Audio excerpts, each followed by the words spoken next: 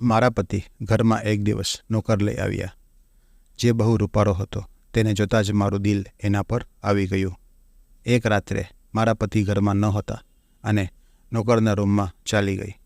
જેવી નોકર સાથે સૂવા ગઈ ત્યાં તેણે એવું કામ કર્યું કે જેને જોઈને મારી આત્મા ધ્રુજી ગઈ, કારણ કે તે નોકર તો તે રૂપાળો અને જવાન અને દેખાવડો પણ હતો, જેને મારા પતિ થોડી વાર પહેલાં જ લઈ આવ્યા હતા. જેવું જ મારા પતિએ ડોરબેલ વગાડ્યું, મેં દરવાજો ખોલ્યો તો મારા પતિ સાથે પેલો રૂપાળો છોકરોને જોઈને હું તો મારી આંખો જ લપકાવવાનું ભૂલી ગઈ. તે છોકરો રૂપનો અંબાર અને જાણે કે કોઈ રાજકુમાર જેવો.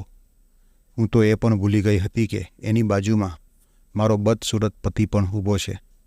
મારા પતિએ મને હાથ પકડીને હલાવ્યો તો હું ચોંકી ગઈ અને કહેવા લાગ્યા, શું થયું? પાછળ હટ, અમને અંદર આવવા દે. તે નવજવાન 24-25 વર્ષનો હતો. હું પાછળ ખસી ગઈ અને મારા પતિ એને અંદર લઈ આવ્યો. મને નવાઈ લાગી કે મારા પતિ એને કેમ સાથે લઈ આવ્યા હતા. મને વગર દુપટ્ટાની જોઈને મોટી મોટી આંખોએ મારા પતિ મને જોઈ રહ્યો હતો. જોતાં જ હું અને મારા પતિ ઘરમાં એકલા રહેતા હતા અને અમારા બંને સિવાય બીજું કોઈ ન હતું, એટલે હું દુપટ્ટો ઓઢતી ન હતી. પણ જ્યારે તેમણે મોટી આંખો કરીને મારી સામે જોયું તો મને અહેસાસ થયો કે આજે એમની સાથે કોઈ જવાન છોકરો પણ છે. તો મેં તરત જ ખુરશી ઉપરથી દુપટ્ટો ઉપાડ્યો અને ઓઢી લીધો. તે છોકરાએ મારી તરફ એક નજર ઉપાડીને પણ જોયું હતું નહીં. જ્યારથી આવ્યો હતો ત્યારથી નજર ઝુકાવીને જ ઊભો હતો.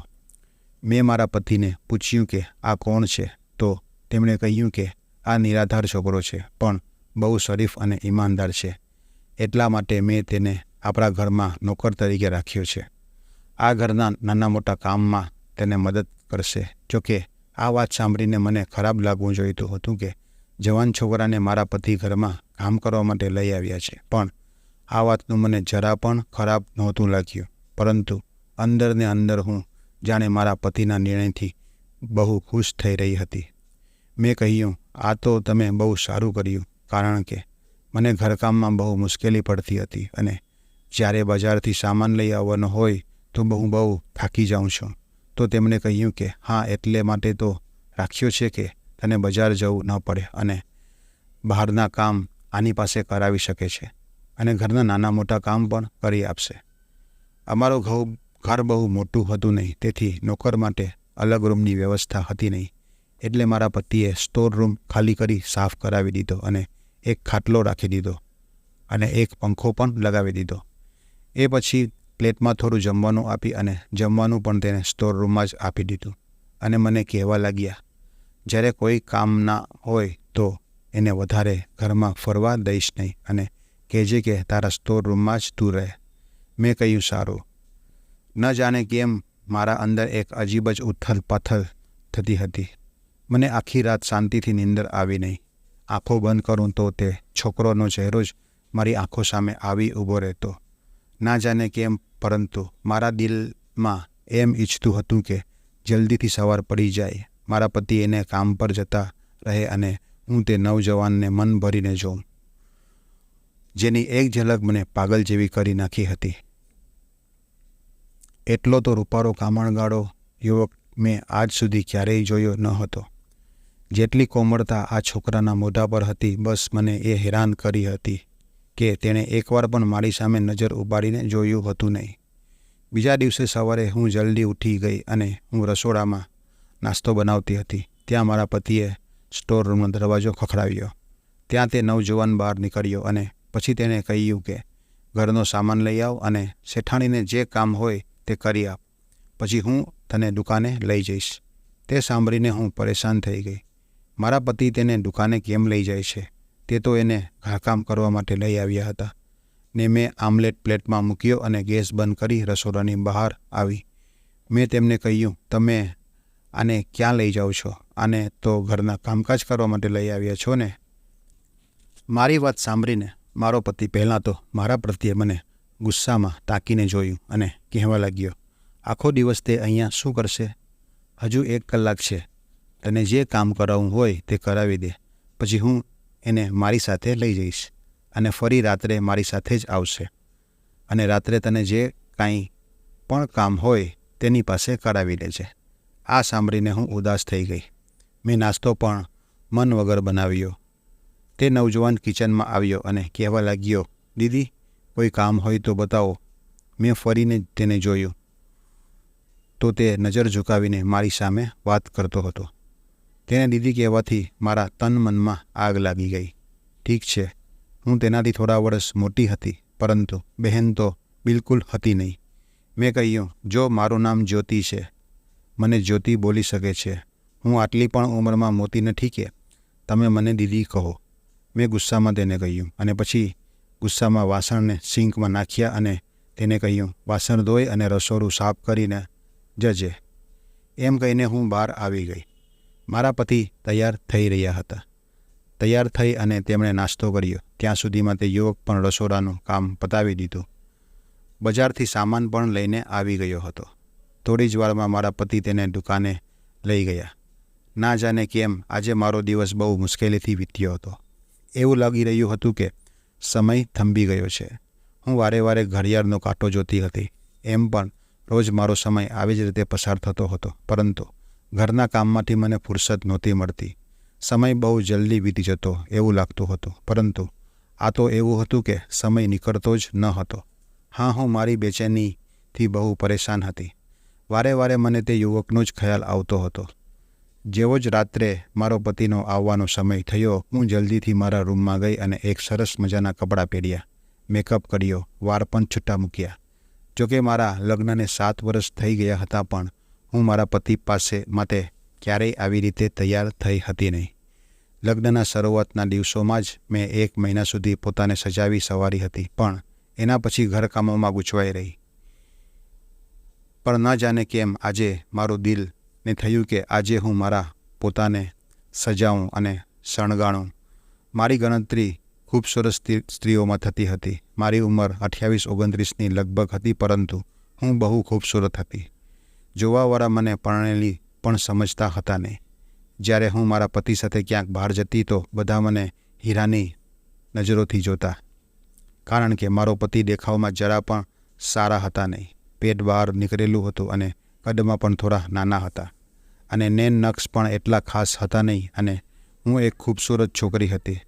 એટલે હું મારા નોકરની જવાનીની જોઈને મારી દબાયેલા ઈચ્છા મારી અંદર ફ્લાવરની જેમ ભડકી ઉઠી. જેવા જ મારા પતિ રાત્રે ઘરમાં દાખલ થયા, મને જોઈ તેઓ હેરાન થઈ ગયા. પણ મારી નજર તો પેલા યુવાનો પર જ ટકી રહેલી હતી. આખો દિવસ ન જાણે મેં કઈ રીતે કાઢ્યો હતો, પરંતુ તે બહુ અજીબ વ્યક્તિ હતો કે એક નજર પણ તેને મારા ઉપર ઉફાડીને જોઈ નહીં, અને આ જ વાત મને અંદર ગૂંચવાવી રહી હતી. પરંતુ મારા પતિ મને જોઈને બહુ ખુશ થઈ ગયા હતા. જમ્યા પછી મારા પતિ મને કહેવા લાગ્યા, આવ જ્યોતિ, આજે હું તને લોંગ ડ્રાઈવ પર લઈ જાઉં. આજે તો બહુ ખૂબસૂરત લાગે છે, પરંતુ હું એના માટે ક્યાં સજી હતી. જેના માટે મેં તૈયારી કરી હતી એને તો મને એક આખું પાડીને જોઈ પણ નહીં હતી. હું ચાહતી હતી તે મને જોઈ અને મને જોઈને તેના હોશ ખોઈ દે, કારણ કે હું પણ ખૂબસૂરતીમાં ઓછી હતી નહીં. પરંતુ એ તો સીધો સ્ટોર રૂમમાં જતો રહ્યો. મેં મારા પતિને કહ્યું કે મારું માથું દુખે છે, મને ક્યાંક નથી જાઉં. એમ કહીને હું રૂમમાં ચાલી ગઈ.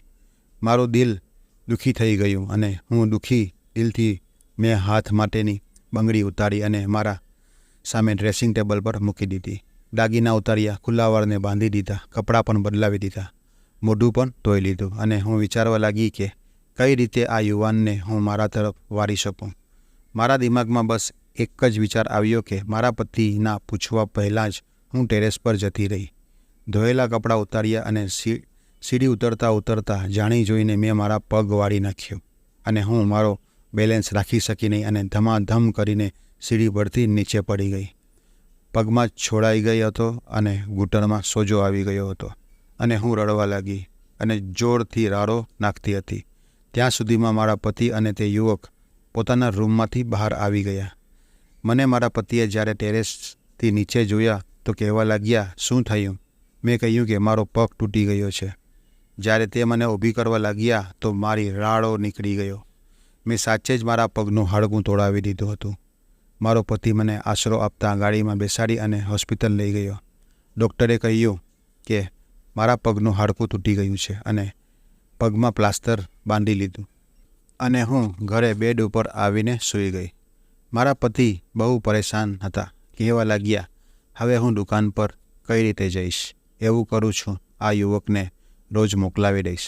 પછી કહેવા લાગ્યા કે આને તો હજુ દુકાન પર આવીએ કેટલા દિવસ થયા છે, એને તો કંઈ ખબર પણ નથી. મેં કહ્યું, તમે તમારા દુકાને જાઓ અને આ યુવકને અહીંયા રહેવા દો. કદાચ મને કોઈ કામની જરૂર પડી તો હું એને કહી દઈશ.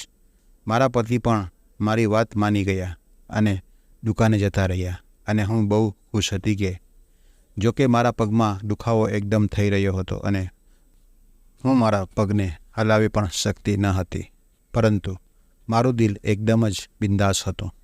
પતિના જતાં જ મેં તે યુવકને બોલાવ્યો અને સાથે જ મારા દુપટ્ટો ઉતારી અને સામે ફેંકી દીધો. જેવો તે મારા રૂમમાં દાખલ થયો, નજર ઝુકાવીને કહેવા લાગ્યો, જી કહો. હું એ ચાહતી હતી કે તે મને જોઈ. મેં તેને કહ્યું, અહીંયા આવ. તે મારી પાસે આવી ગયો અને કહેવા લાગ્યો, શું જોઈએ છે તમને? જો કે મેં જમવાનું બનાવી લીધું છે. જમવાનું બનાવતા મને આવડે છે અને રસોડા અને ઘરની સફાઈ પણ કરી લીધી છે. મેં તેને કહ્યું, અહીંયા બેસ. એ સાંભળીને તેની નજર મારા પર પડી હતી, પરંતુ તરત જ તેની નજર ફેરવી લીધી અને 3-4 પગ પાછળ જતો રહ્યો અને કહેવા લાગ્યો, તમને કોઈ વસ્તુની જરૂરત હોય તો મને કહો. આ સાંભળીને મને તેના પર ગુસ્સો આવવા લાગ્યો. મેં તેને કહ્યું, મારા પગમાં બહુ દુખાવો થાય છે અને મને રૂમમાં ગભરાટ થાય છે. મને બહાર બેઠકમાં બેસવું છે. મને સહારો આપી અને બહાર બેસાડી દે. હું ઈચ્છતી હતી કે તે મારી પાસે આવે. આ સાંભળીને હું અચંબામાં આવી ગયો હતો અને કહેવા લાગ્યો, હું એમ નહીં કરી શકું. રાત્રે શેઠ ઘરે આવશે ત્યારે જ તમે બહાર આવી શકો છો. આમ કહીને તે રૂમની બહાર નીકળી ગયો.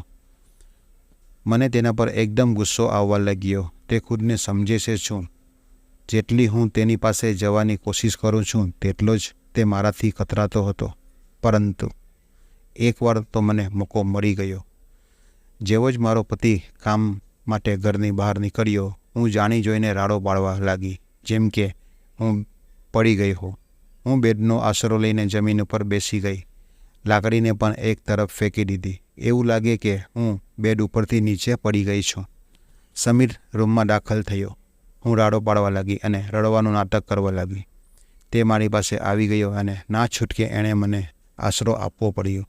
જેવું જ એણે મારો હાથ એના ખભા પર મૂક્યો અને મારી કમર પર હાથ રાખીને મને ઉપાડવાની કોશિશ કરવા લાગ્યો. તેની આ કોશિશ પર મારું દિલ જલવા લાગ્યું. હું બહુ ખુશ હતી. હું તે જ ઈચ્છતી હતી. તેણે મને બેડ ઉપર બેસાડી. પછી તો આમ રોજનું કામ કરી લીધું. વારે વારે હું એને બોલાવું તે બિચારો ના છૂટકે મને આશરો આપતો. હું ઈચ્છતી હતી કે મારી નજદીકી અને બેચેની કરી નાખે અને પછી એક પુરુષ કોઈ સ્ત્રીના આટલા નજદીક હોવાથી કંઈક ને કંઈક તો એના દિલમાં પણ હલચલ શરૂ થશે ને. હકીકતમાં મનુષ્યને જે વસ્તુ મળે જેની તેને ઈચ્છા હોય તો તે વસ્તુ તેને બેચેન કરવા લાગે છે. મારી પણ આ જ હાલત હતી. મારા લગ્નને 5 વર્ષ થઈ ગયા હતા, પરંતુ કોઈ બાળક હતું નહીં. મારા પતિએ આજ સુધી મને એ વાતનો કોઈ તાનો નહોતો માર્યો. હું એક બહુ ખૂબસૂરત સ્ત્રી હતી, એટલે હું કોઈ પણ પાર્ટીમાં જતી તો ત્યાંના નવજુવાન ખૂબસૂરત છોકરાઓને જોઈને મારી નજર તેમની આસપાસ જ ફરતી રહેતી હતી. હું હેન્ડસમ અને નવજવાન છોકરાઓને જોઈને ઠંડો શ્વાસ ભરતી. તે વખતે મને મારી બાજુમાં બેઠો મારો પતિ બહુ ગંદો લાગતો હતો. ક્યારેક લાગતું કે મેં ઉતાવળમાં ખોટો નિર્ણય લઈ લીધો છે. મેં માત્ર પૈસા જોયા, કારણ કે મારા બાપના ઘરમાં પૈસાની બહુ કમી હતી. તે વખતે મને એ લાગ્યું હતું કે જ્યારે મારી પાસે પૈસા હશે તો મને જીવનની બધી જ એશો આરામ મળશે અને મનમાં એવી કસક પણ રહેશે નહીં કે મારો પતિ ખૂબસૂરત નથી. પણ માણસને બધી વસ્તુ તો નથી મળતી. મને લાગ્યું હતું કે સમયની સાથે સાથે મારા દિલની આ ઈચ્છા પણ મળી જશે, પણ એવું થયું નહીં. મને મારો પતિ ક્યારે પણ ગમ્યો જ નહીં. હા, એ હતું કે હું એક મોટા સારા ઘરમાં રહેતી હતી. મારા રૂમમાં એસી લાગેલું હતું. ખાવા પીવા માટે હર એક વસ્તુઓ હતી. ખર્ચો કરવા પહેલાં મને વિચારવું પડતું ન હતું, પરંતુ મને મારા પતિની સંગત જરા પણ ગમતી ન હતી. જેટલો સમય મેં તેમની સાથે વિતાવ્યો તે એક માનસિક તકલીફની જેમ જ વિતાવતી હતી. તે વખતેના તો મને તે ઘર ગમતું હતું કે નહીં બીજું કોઈ ગમતું હતું. ક્યારેક મને એમ લાગતું હતું કે કદાચ મેં ભૂલ કરી છે. મારો પતિ મને મનગમતો મળ્યો હોત તો કદાચ એક નાના રૂમમાં પણ એની સાથે હું હસી ખુશીથી રહી શકતી હતી. તેની સાથે મન ભરીને વાતો પણ કરી શકતી. મારી ઈચ્છા મારી અંદર એક ઈચ્છા બનીને જ રહી ગઈ. સમીરને જોઈને મને એવું લાગ્યું કે મારી શોધ પૂરી થઈ ગઈ છે. હું ઈચ્છતી હતી કે તે મારી તરફ ખેંચાતો ચાલ્યો આવે, પરંતુ તેણે મને નજર ઉપાડીને પણ જોઈ ન હતી. હું તેની આંખોમાં મારો પડછાયો જોવા માંગતી હતી. હવે મારો પગ લગભગ સાજો થઈ ગયો હતો. મારો પ્લાસ્ટર પણ નીકળી ગયો હતો, પરંતુ હું જાણી જોઈને રાડો પાડવા લાગતી, તેથી તે મને સહારો આપે. મારા પતિએ મને કહ્યું કે તને એક સ્ટેન્ડ લઈ આપું. તેની મદદથી તને હરવા ફરવામાં આસાની થશે, અને ડૉક્ટરે પણ કહ્યું છે કે તું તારા પગ ઉપર હવે વજન આપી શકે છે. મેં ગુસ્સાથી મારા પતિની સામે જોયું અને કહ્યું કે ડૉક્ટરને શું ખબર પડે છે કે મને શું તકલીફ છે? એને શું છે એ તો જે ઠીક લાગશે તે કહેશે, પરંતુ આ નાટક પણ હું ક્યાં સુધી કરી શકત? હું મારા પતિથી પીછો છોડાવવા માંગતી હતી. એકવાર મારો પતિ દુકાન પર કોઈની સાથે વાત કરતા હતા, ત્યારે તેની પાસે નોકિયાનો નાનો એક મોબાઈલ હતો, પરંતુ એ વાત કરવામાં એટલા બિઝી હતા. મારો પગ હવે હરવા ફરવાને લાયક થઈ ગયો હતો, પણ હું જાણી જોઈને ધીમે ધીમે ચાલતી રસોડાના દરવાજા સુધી જતી રહી. તે કોઈની સાથે વાત કરતા હતા કે હું બહુ જલ્દીમાં તારા ઘરે મોકલાવી દઈશ. હવે તો મારી નોકરી પણ લાગી ગઈ છે. તારા પપ્પા હવે ના કહી શકે નહીં, ને હું બહુ મોટી રકમ ભરી છે. હું લગ્ન કરી તને શહેરમાં લઈ આવીશ. તે સાંભળ્યું કે મારા હોશ ઉડી ગયા. હું સમીરને બહુ પ્યાર કરવા લાગી હતી અને તેનાથી અલગ થવા માંગતી હતી નહીં. હું ઈચ્છતી હતી કે તે પણ મને પ્યાર કરે, પરંતુ એ તો કોઈ બીજી છોકરીના ચક્કરમાં હતો. હું ધીમે ધીમે ચાલીને મારા રૂમમાં ગઈ. તે વખતે મને બહુ ખોટું લાગ્યું હતું. તે વખતે મને એવું થયું કે છોકરી મારી સામે આવે તો હું એનું હમણાં જ ગળું દબાવીને મારી નાખું. સમીર મારા સિવાય કેવી રીતે કોઈ બીજાને પ્યાર કરી શકે છે? મેં અરીસાની સામે મારા પોતાની જાતને જોયો તો હું બહુ ખૂબસૂરત દેખાતી હતી. કેવી રીતે થઈ શકે કે સમીરને હું નહીં ગમું? તે કેમ મારા સિવાય બીજી કોઈ છોકરીને સામે જોઈ શકે છે? પછી મારા દિમાગમાં ખ્યાલ આવ્યો કે હોઈ શકે છે કે તે છોકરી બહુ ખૂબસૂરત હોય, મારાથી પણ વધારે રૂપાળી હશે, પરંતુ જે પણ હોય મારાથી સહન થતું ન હતું. ગુસ્સાથી આવીને આંખોમાંથી આંસુ આવવા લાગ્યા હતા.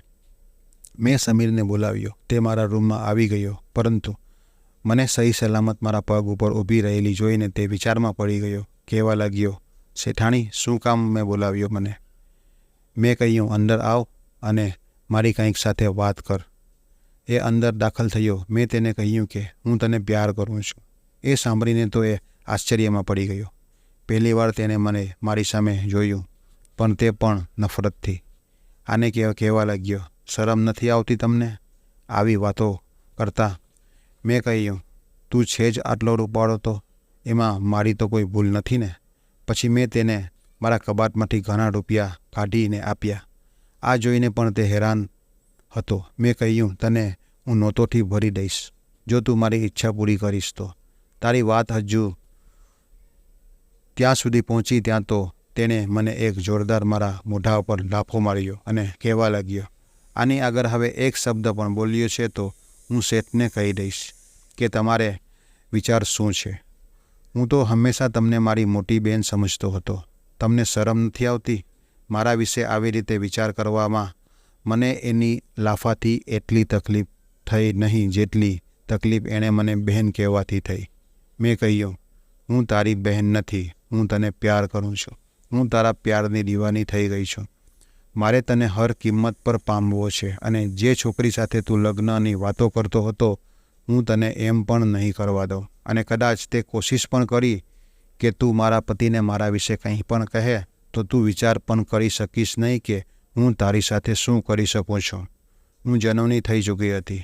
હું પાગલોની જેમ મોટે મોટે રાડો પાડીને તેને કહેતી હતી. આ સાંભળીને તે તરત જ રૂમની બહાર નીકળી ગયો.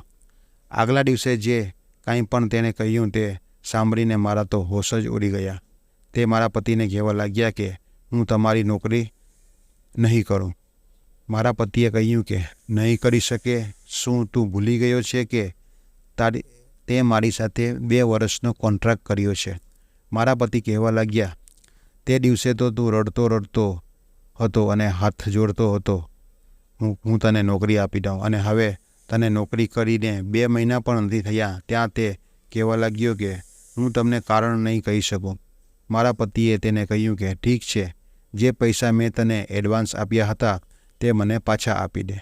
પૂરા 5 લાખ રકમ મેં તને આમ જ નથી આપી કે તું 2 મહિનામાં નોકરી છોડી દે.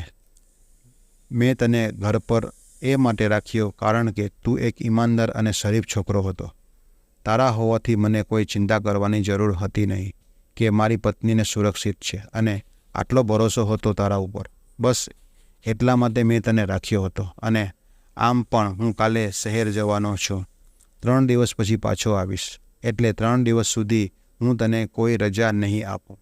હું આવી જાઉં પછી તું જતો રહેજે, અને મારા પૈસા મને પાછા હર હાલમાં જોઈશે. મારો પતિ 3 દિવસ માટે ક્યાંક જઈ રહ્યો હતો. એ સાંભળીને હું તો બહુ ખુશ હતી. એ 3 દિવસોમાં તો હું સમીર પાસેથી હું બધી મારી ઈચ્છાઓ પૂરી કરાવીશ. સમીર આ સાંભળીને બહુ પરેશાન થઈ ગયો હતો. આગલા દિવસે મેં મારા પતિનો બેગ તૈયાર કરી દીધો. તેઓ કહેવા લાગ્યા, થોડું ધ્યાન રાખજે, ક્યાંક તે ભાગવાની કોશિશ નહીં કરે. પૂરા 5 લાખ એડવાન્સ લઈ ચૂક્યો છે, અને બહુ જરૂરત હતી. તેનો કાકો તેના સંબંધીના લગ્ન બીજા કોઈ સાથે કરવાનો હતો. 5 લાખ આપીને તેને તેના સંબંધ ત્યાં પાકો કર્યો છે. હવે સમજ પડી હતી કે તે અહીંયા શા માટે કામ કરી રહ્યો હતો. મારો પતિ જતો રહ્યો. સમીર પણ દુકાને જતો રહ્યો. તે રાત્રે આવ્યો તો હું મારી ખૂબસૂરતી સાથે તેની સામે ઊભી હતી. મને જોઈને તે પોતાની નજર ફેલાવી લીધી. હું બહુ તૈયાર થઈ હતી. તે સીધો તો રૂમમાં ચાલ્યો ગયો અને દરવાજો અંદરથી બંધ કરી દીધો. આ જોઈને મને તેના પર ગુસ્સો આવવા લાગ્યો. મેં કહ્યું, દરવાજો ખોલ. તો તેણે કહ્યું, તમે અહીંયાથી જઈ શકો છો, હું દરવાજો નહીં ખોલું. હું કેટલી વાર સુધી દરવાજો ખખડાવતી રહી. પછી થાકીને હું મારા રૂમમાં જતી રહી. મને તેના પર બહુ ગુસ્સો આવી રહ્યો હતો. ત્યારે રાત્રે 2-3 વાગ્યા હતા. મારા દિમાગમાં એક વિચાર આવ્યો કે સ્ટોર રૂમની ચાવી તો મારી પાસે જ છે. મેં ડ્રોવરમાંથી સ્ટોર રૂમની ચાવી કાઢી અને ધીમેથી મેં સ્ટોર રૂમનો દરવાજો ખોલ્યો. સામે બેડ ઉપર સમીર મોઢા ઉપર ચાદર ઓઢીને સૂતેલો હતો. મેં ધીમેથી સ્ટોર રૂમનો દરવાજો બંધ કર્યો અને બેડ ઉપર તેની બાજુમાં જઈને સૂઈ ગઈ.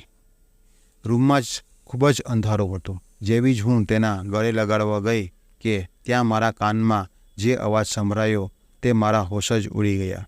લાગતું હતું કે આ મારા પતિનો અવાજ છે.